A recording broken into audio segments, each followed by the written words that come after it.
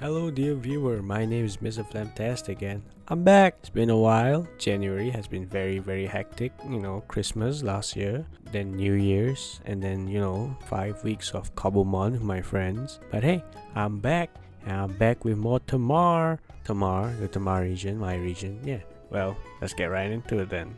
Every official Pokemon generation has had early route Pokemon. Early route Pokemon fall into the tropes of every Pokedex. Your pseudo legendaries, your fossil Pokemon, your legendaries. Early route Pokemon is just one of those tropes. But early route Pokemon can be split into three categories: early route rodents/mammals, early route birds, or early route bugs. The Tamar region will be no different. In fact, the Tamar region is gonna have two of each line, but this video will only show you one of each line, starting with Cubebe, the calm Pokemon, and the first stage of the regional rodent line. Cubebe is based on the capybara, its name being capybara plus baby. Cubebe. I know capybaras are not native to Southeast Asia, but in the recent years, they have actually become quite the icon in the region. Many cafes across Southeast Asia and even East Asia have free roaming capybaras that let you interact with while you're drinking your coffee. It's quite cool, like a cat cafe.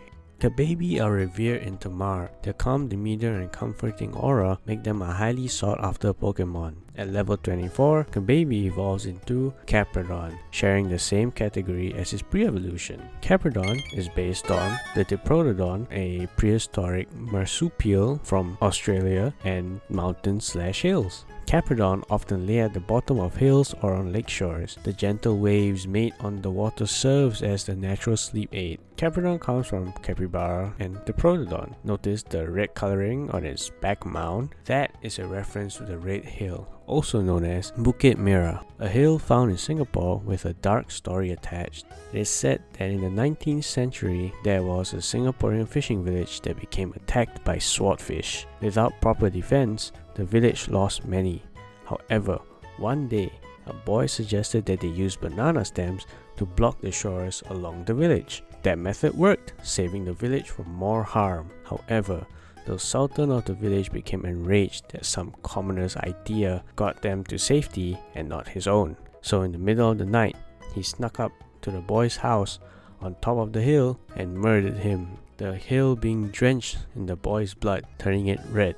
Now that's some dark lore for the calm Pokemon. But hey, let's move on to something more lighthearted. Introducing Hanim, the morning bird Pokemon, the first stage of the first regional bird line. Hanim are often regarded as noisy and annoying, but they are extremely intelligent Pokemon. Their keen minds allow them to mimic human speech. Hanim is actually based on the myna and the koel, two commonly found birds in Singapore and are also widely considered pests. The name Hanim comes from just flipping the word myna around and adding a H at the front. Not much. Truth is, when making this Pokemon, I actually confused the myna with the koel, but the design still worked well since both are considered pests. At level 14, Hanim evolves into Koelun, also the morning bird Pokemon. Koelun, while still considered a noisy pest, are more widely accepted than its pre-evolutions. This is because Koelun are capable of producing more musical sounds. Koelun is more based on the koel, and the little crest on its head, you see right there, is actually made to resemble a tuning fork, hence the name Koelun, koel plus tune. At level 29, Koelun evolves into Golderaja, the gold crest Pokemon. Golderaja gets its name from golden, like how its crest is golden, and Raja, the Malay word for king. Golderaja often grace the jungles they reside in with their early morning calls made from the three-pronged crest on its head. These calls sound similar to a smooth saxophone or a jazzy brass instrument. Golderaja is heavily based on the hornbill, a bird that is found in Southeast Asia, but more specifically the rhinoceros hornbill. Its golden crest is based on brass instruments as well as the bird on the Singapore Airlines logo. This line has a subtle second concept of a little noisy runt evolving to be more well-behaved and learning to channel the noise into nicer sounds and eventually becoming a well-respected musician. But speaking of evolution arcs, the next line has that as well. Meet Nimboat, the water bug Pokemon, the first stage of the first regional bug line. Nimboat can be found skirting the water surface next to Surskit. It is said that early settlers in the Tamar region based their wooden fishing boats on the appearance of Nimboats. Nimboat gets its name from nim, like the larva, quotation marks, of non-pupa insects, boat, and float. Nimboat is based on early fishing boats found in Southeast Asia, from way back when till the present day. These boats have been used to fish, venture into heavy jungle rivers, transport goods and passengers all over Southeast Asia. Well, not like country to country, but more like within the country, like a tourist attraction. Yeah,